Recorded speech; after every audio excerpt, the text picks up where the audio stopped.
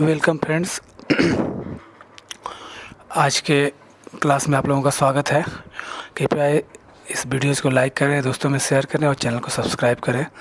तो आज हम पुनः स्टार्ट करते हैं इतिहास का कक्षा। इतिहास में भी पिछले क्लास में हमने देखा था कि हड़प्पा संस्कृति का पतन हो चुका था। पतन के जो कारण भी हमने पढ़ लिए थे पिछले क्लास में ही। अब अगला चैप्टर है वैदिक युग का जीवन। आर्य लोग, जैसे कि वैदिक युग का जीवन माना जाता है कि जब से जो आर्य लोग आए हमारे देश में, भारत में, उस समय से इन्हें हमारे वैदिक युग का आरंभ माना जाता है इस भारत के लिए। तो आर्य लोग भारत के आगमन जनरली से, इसलिए मैंने यहाँ पे जनरली इतिहास को मैप के साथ पढ़ना बहुत ज़्यादा फ़ायदेमंद होता है, क्योंकि जब आप मैप के साथ पढ़ते हैं तो आप पिक्चराइज कर पाते हैं कि अच्छा ये यहाँ पे है, ये जगह यहाँ पे है, तो हम समझ पाते हैं कि अच्छा ओके इस एरिया से ऐसे लोकेशन का। तो हमें मैप के साथ ही इतिहास पढ़ना चाहिए, तो हमें ज़्यादा याद करने में आसानी होती है। तो यहाँ पे जैसे देख सकते हैं कि भारत में आर्यों का आगमन उत्तर पूर्वी ईरान से हुआ। जैसे कि यहाँ पे मैप में देख सकते हैं आप, ये ईरान एरिया है। तो उत्तर पूर्वी मतलब ये उत्तर पूर्वी एरिया, ये वाला इलाका होगा। यहाँ से इंडिया ये है, यहाँ पर ये मैप है इंडिया का।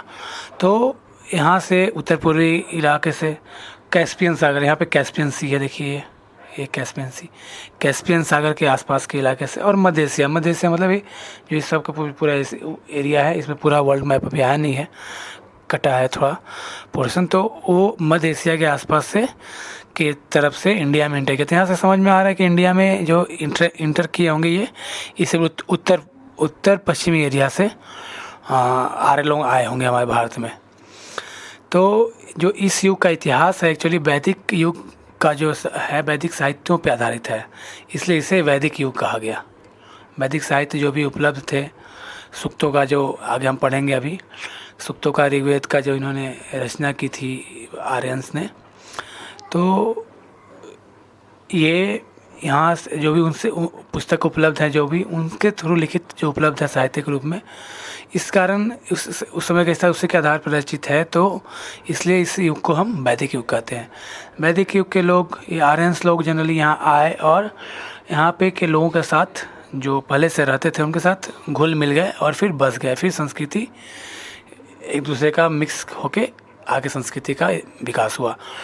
तो इस समय के लोग, जैसे कि हमने पिछली क्लास में पढ़ लिया था, पशुपालन और कृषि का कार्य जानते थे इन लोग, है ना। यहाँ पे मुख्य चीज़ है आर्यनों में ये मिली हमें, आर्यनों का धूसर भांड एक है। धूसर भांड इसे कहते हैं, मिट्टी के चित्रित भूरे बर्तन हैं, उन्हें धूसर भांड कहते हैं, ये पाया गया है। तो इनका जो बसावट था, जैसे कि मैंने बोला आपको कि ये आए थे ईरान से, कैस्पियन सागर के आसपास से लेकर मध्य एशिया से आए हुए थे।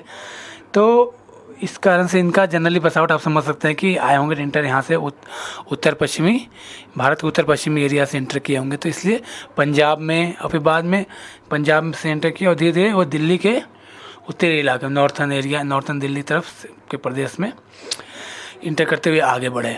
फिर यहीं पर सरस्वती नदी बहती थी पहले, तो सरस्वती नदी अब तो सूख गई है खैर। तो इसी के पास ही आर्यनों ने सूक्तों का रचना की, जिसे ऋग्वेद कहा गया। अब आर्य लोग थे जब अब यहाँ तक पहुँच चुके थे दिल्ली के आसपास भी, ये और आगे गंगा के घाटी की तरफ बढ़े, क्योंकि गंगा की घाटी, ऐसे कि हमने पहले पढ़ा था कि नदी के आसपास ही पहले के लोग बसते थे, क्योंकि वहाँ की ज़मीन उपजाऊ हुआ करती थी।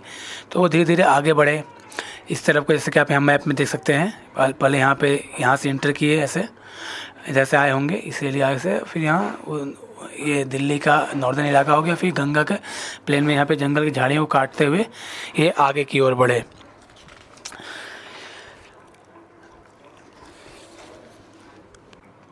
फिर इसके पश्चात आगे की ओर बढ़े और इसी में आगे फिर उनको इस समय तक इन्होंने, जैसे बताया आपको कि पिछले लोहे का प्रयोग, तो पिछली क्लास में हमने लोहे का प्रयोग करना जानते थे। लोहे का खोज हो चुका था, लोहे उनका एक नया धातु मिल गया था, तो लोहे का औजार भी यूज किया करते थे, औजार हथियार बनाना जानते थे ये। आर्यों की जो जानकारी है, इनके बारे में जानकारी मिलती है हमें उनके द्वारा रचित सूक्तों से मिली, जैसे कि मैंने बताया था ऋग्वेद। तो साहित्यिक साक्ष्य हैं इनके। जैसे कि हमने जानते हैं कि इतिहास के बारे में दो रास्ते हैं, जैसे हमने पहले क्लास में पढ़ा था। कौन कौन सा? एक शिलालेख और दूसरा हस्तलिपि। तो हस्तलिपि क्या हुआ करता था कि ताम्रपत्र, भोजपत्र, ये सब चीज़ों पे लिखा हुआ रहता था। तो वही उनके द्वारा साहित्यिक साक्ष्य, मतलब इनके द्वारा हस्तलिपि के द्वारा इनके इतिहास के बारे में और जाना गया। तो फिर बाद में आगे चल के 4 वेदों की रचना हुई। 4 वेद जैसे कि आप जानते हैं, ऋग्वेद, यजुर्वेद, सामवेद और अथर्ववेद। उसके पर और आगे बढ़ते हैं अब। तो उस समय जो समाज था, मतलब कि ये आर्यंस, एक तो आर्यंस का हो गया जो आर्यंस बाहर से आया, दूसरा हमारे भारत में जो समाज था, ऐसा समझा जाए। तो जैसा इतिहास में वर्णन है, तो इस वक्त जो उस समय का समाज जो था, भारत का जो था, उसमें समाज कबीलों और जनजातियों में बटा हुआ था। ऐसा मतलब इस इलाके का जो समाज था ऐसा बटा हुआ था भारत के एरिया का। तो वहाँ उस समय वहाँ कबीले में राजा या सरदार हुआ करते थे, और राजा या सरदार को वहाँ पे इलेक्शन नहीं होता था, सिलेक्शन होता था। ध्यान देना पड़ेगा यहाँ कि पहले बल और शौर्य के आधार पर ही उनको राजा या सरदार बनाया जाता था, न कि इलेक्शन के द्वारा। वहाँ इलेक्शन नहीं होता था, क्या होता था? सिलेक्शन होता था कि जो ज़्यादा काबिल है उसके हिसाब से वो राजा या सरदार बनाया जाता था उस कबीले का। तो बाद में यह जो पोस्ट था बाद में वंशानुगत हो गया, ऐसा वर्णन इतिहास में मिलता है। तो और उसमें जब से राजा थे तो वहाँ पे योद्धा लोग भी थे राजा के अंडर में, जो सैनिक का टुकड़ी जो हुआ करता था। तो योद्धाओं के नाम जो हेड होता था, सेनापति होता था, उसको सेनानी बोला जाता था। राजा के लिए उस समय जो भी धर्म कर्म के काम किया करते थे उनको पुरोहित कहा गया। और कभी कभी राजा लोग जो क्या होते थे कि उनको कुछ इम्पोर्टेंट विषय पे चर्चा करनी होती थी, तो वो संभव कभी पूरे समूचे कबीले को बुला लेते थे, वहाँ से बुलाकर उनसे साथ डिस्कशन करते थे, और कबीले में कोई भी व्यक्ति कुछ बोलता था तो उसकी बातों को सुना जाता था, और इसे समिति या सभा कहा जाता था। अब आगे पढ़ते हैं कैसे अब समाज का वर्गीकरण एक तो हमने पढ़ाई है। अब पढ़ेंगे कि कैसे जगह, कैसे एरिया कैसे बटा हुआ था, मतलब फिजिकली कैसे बटा हुआ था। इससे पहले कबीला है, कबीला क्या होता था? एक पर्टिकुलर एरिया है, प्रदेश है, उसको अच्छा इस कबीला, ये कबीला नाम हो गया, इस कबीले का सरदार ये है। फिर उसके अंडर में कबीले में छोटे छोटे गांव हुआ करते थे। छोटी छोटी जो कबीले के जो छोटी इकाइयाँ होती थी उसको गाँव कहा जाता था। और गांव में परिवारों का समूह निवास करता था, तो परिवार का समूह को कुल या विश कहा जाता था, और कबीले के लोगों को जन कहा जाता था। और गांव में जैसे जो परिवार होते हैं उसमें मुखिया जो सबसे वृद्ध होता था, जो प्रधान होता था, वो जो उसी को वही मुखिया होता था। वो जो मुखिया जो डिसीजन लेता था वही परिवार के अन्य लोगों को मान स्वीकार करना पड़ता था उन्हें। तो उस समय जौ, गेहूँ और चावल की खेती इन लोगों ने करना जान लिया था। जैसे कि पहले भी हमने पढ़ा था, सबसे पहला जो खेती हुई जौ और गेहूँ की हुई, फिर बाद में आगे जाके चावल की भी खेती करना सीख लिया था। उस समय कच्ची झोपड़ी में रहा करते थे ये, है ना। झोपड़ी के चारों तरफ बाड़ लगा दिया करते थे अपने घर के चारों तरफ, है ना। उस समय समाज जैसे कि हमने देख ही लिया, एक तो राजा हो गया, एक सेनानी हो गया, तीसरा पुरोहित हो गया, है ना। वहाँ पे रथ वथ भी यूज हुआ करते थे, लेकिन ऐसा माना जाता है कि जो घोड़े थे वो भारत के तो नहीं, वो ईरान से आए हुए थे, ऐसा माना जाता है। जो घोड़े रथ में यूज किया जाता था इनको युद्ध में, रथ इनके। और फिर आगे और इनका जो जनजीवन था, जब अब ये तो केवल भारत का हो, मतलब जो भारत का जो था, जब तक आर्य नहीं आए थे। अब जैसे आर्य जब यहाँ पे आए तो आर्य लोगों ने जब इन साथ में रहने लगे, फिर भारत के लोगों से ही शादी भी करने लगे, वो वहाँ आपस में विवाह भी होने लगी। तो विवाह होने के बाद ये आर्य लोग अपने देवी देवता की पूजा करते थे। फिर यहाँ पे ही इन लोगों ने अपना एक अलग समाज सा बना लिया, और लोगों को दस्यु समझने लगे, वो दास के रूप में, और वो उनके देवताओं की पूजा नहीं करने देते थे समाज में। अब यहाँ से आप समझ सकते हैं कि समाज अब मुख्यतः 3 या आगे चल के बोल सकते हैं 4 वर्गों में बढ़ चुका था, है ना। सबसे पहला तो राजा लोगों के सरदार जो हो गया, वो क्षत्रिय जो सैनिक लोग हुआ करते थे, वो क्षत्रिय कहलाए। और दूसरा जो उनके लिए धार्मिक अनुष्ठान करते थे वो ब्राह्मण या पुरोहित कहलाए। और जो ब्राह्मण या पुरोहित कहलाए, उसका अगला जो वर्ण था वो था किसानों का या वैश्यों का था, जो उनके लिए राजा के लिए धन का व्यवस्था करते थे व्यापार के द्वारा। करते थे। उसके पश्चात और हालांकि चौथा वर्ण जो था वो आगे चल के जैसा कि मैंने बताया आर्य लोगों ने दस्युओं का किया, तो ये चौथा वर्ग जिसको इन्होंने शूद्र कहा, इनको ज़्यादा महत्वपूर्ण नहीं समझा जाता था, इन्हें नीचे समझा जाता था।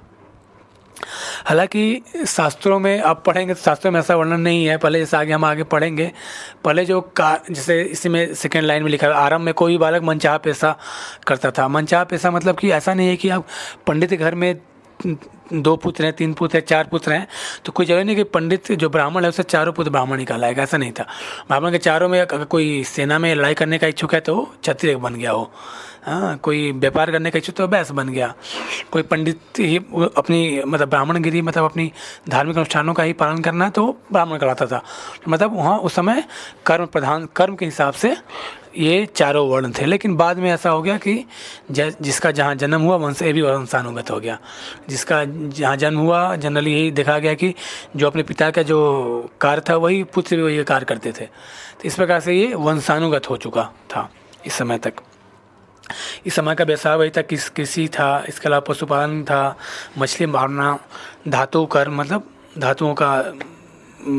धातुओं का ऐसे पिघला कर, लोहे को पिघला कर, तांबे पिघला कर कुछ नए नई चीज़ें बनाना, भाले बनाना, छुरियाँ बनाना, तीर के नोक बनाना, इस टाइप की चीज़ें करते। धातु कर्म में बढ़ईगिरी भी था, चमड़े का भी काम गांव में होता था। लेकिन अब यहाँ पे एक नया धातु मिल गया था। जैसे कि नया धातु क्या था, ये नया धातु हमारा लोहे का इनको ज्ञान हो चुका था।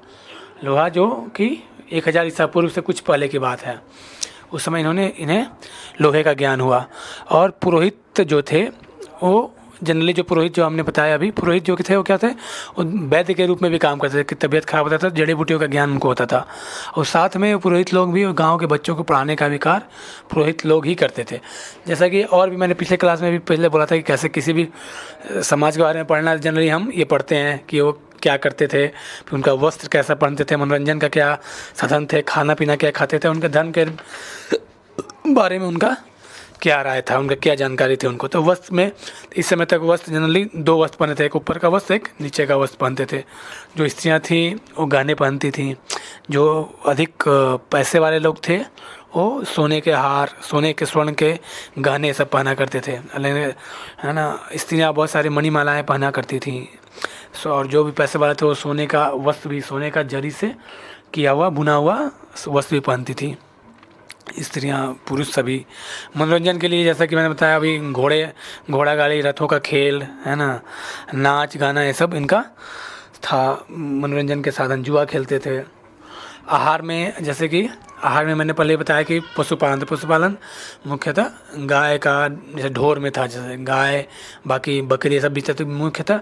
इस समय गाय वाय हुआ करते थे तो ये छक का दूध पीते थे, बहुत अच्छा दूध, खूब दूध पीते थे, खूब घी खाते थे, खूब मक्खन घी खाते थे, फल सब्जियाँ अन्न मांस भी खाया जाता था, है ना। पर उस समय तक मदिरा पान का भी खोज हो चुका था, वो भी पीते थे। और इसको ये बोलते थे सोमरस है, जिसे लोग धार्मिक अनुष्ठानों में भी पिया करते थे, क्योंकि इसे तैयार करना उस समय कठिन हुआ करता था। धर्म के बारे में अगला जो पॉइंट है, धर्म के बारे में, इस समय आर्यों के अनेक देवता थे। सूर्य, नक्षत्र, चंद्र, वायु, पृथ्वी, आकाश, वृक्ष, नदियाँ, पर्वत आदि की प्रकृति की शक्तियाँ देवता बन गई थी इनके लिए, है ना।